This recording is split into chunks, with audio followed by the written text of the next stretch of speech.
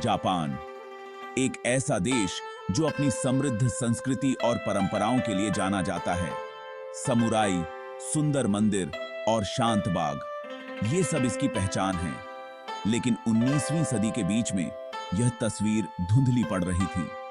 समय बदल रहा था।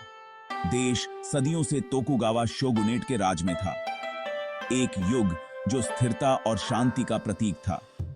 शोगुन, जो एक सैन्य तानाशाह होता था, असली राजा था। उसकी शक्ति असीमित थी।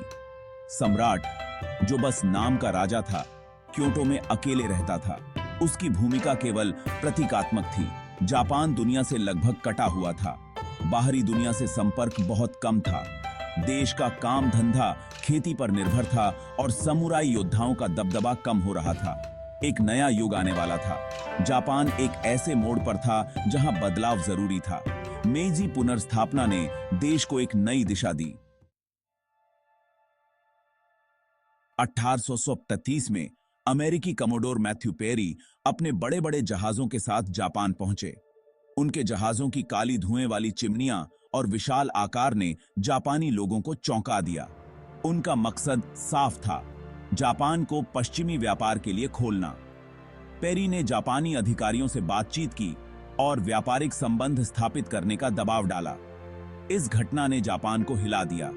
जापानी नागरिकों ने इन विदेशी जहाजों को देखकर आश्चर्य और भय का अनुभव किया।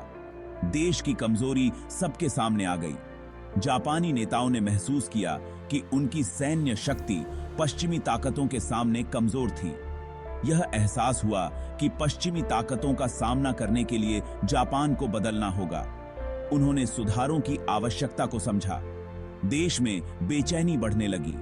लोग बदलाव की मांग करने लगे और सुधारों के लिए आवाज उठाने लगे। कई लोग शोगुन के राज से खुश नहीं थे और चाहते थे कि सम्राट फिर से राज करे। शोगुन की नीतियों से असंतोष बढ़ता गया। यह असंतोष जल्द ही एक आंदोलन बन गया, जिसे सोनोजोई कहते थे, जिसका मतलब है सम्राट का आदर करो, बर्बरों को भगाओ। इस आंदोलन ने पूरे देश में हलचल मचा दी। लोग सम्राट के समर्थन में नारे लगाने लगे और विदेशी प्रभाव को खत्म करने की मांग करने लगे।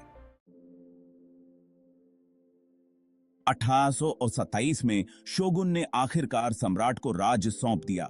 यह घटना मेइजी पुनर्स्थापन कहलाती है। नए सम्राट मुत्सुहितो ने मेइजी, जिसका अर्थ है प्रबुद्ध शासन, नाम रखा।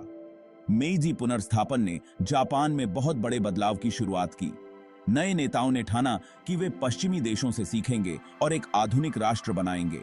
नई सरकार ने जमींदारी प्रथा खत्म कर दी, अपनी सेना और नौसेना बनाई और पश्चिमी पढ़ाई लिखाई को अपनाया।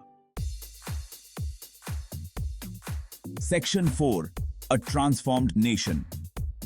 मेजी काल में जापान ने बहुत तरक्की की। इस समय के दौरान देश ने अपनी अर्थव्यवस्था को मजबूत करने के लिए कई महत्वपूर्ण कदम उठाए। देश ने जल्दी से कारखाने और उद्योग लगाए और एक ताकतवर देश बन गया। नई तकनीकों और मशीनों का उपयोग करके उत्पादन में तेजी आई। रेलवे, टेलीग्राफ और नए जमाने के संचार ने देश को जोड़ दिया। इन परिवर्तनों ने व्यापार और संचार को आसान बना दिया। जापानी संस्कृति भी बदल रही थी। पश्चिमी पहनावा, कला और विचारों का प्रभाव बढ़ रहा था। लोग नए फैशन और जीवन शैली को अपनाने लगे, पर यह बदलाव आसान नहीं था। समाज में कई लोग इन परिवर्तनों से खुश नहीं थे और विरोध कर रहे थे। पुराने ख्यालों वालों और नए ख्यालों वालों में झगड़ा होता था। राजनीतिक बहसें और सामाजिक संघर्ष आम हो गए थे।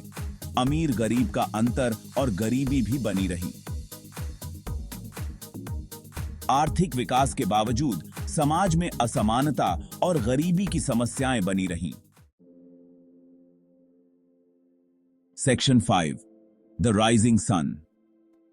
मेइजी पुनर्स्थापन ने जापान को एक पिछड़े, अलग थलग देश से एक आधुनिक, शक्तिशाली देश में बदल दिया। 19वीं सदी के अंत तक जापान एशिया के सबसे ताकतवर देशों में से एक बन गया था। उसने चीन और रूस को हराया और अपना राज्य कोरिया और ताइवान तक फैला लिया।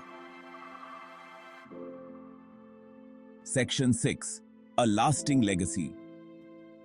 मेइजी पुनर्स्थापन जापानी इतिहास का एक महत्वपूर्ण मोड़ था। इसने देश को एक नया रास्ता दिखाया और उसे 20वीं सदी की चुनौतियों और अवसरों के लिए तैयार किया। क्या आप जानते हैं कि मेइजी सम्राट मुत्सुहितो जापान के इतिहास में सबसे लंबे समय तक राज करने वाले सम्राट थे? उनका शासनकाल 44 साल तक चला, 1868 से 1912 तक। Like, share, comment and subscribe to our channel.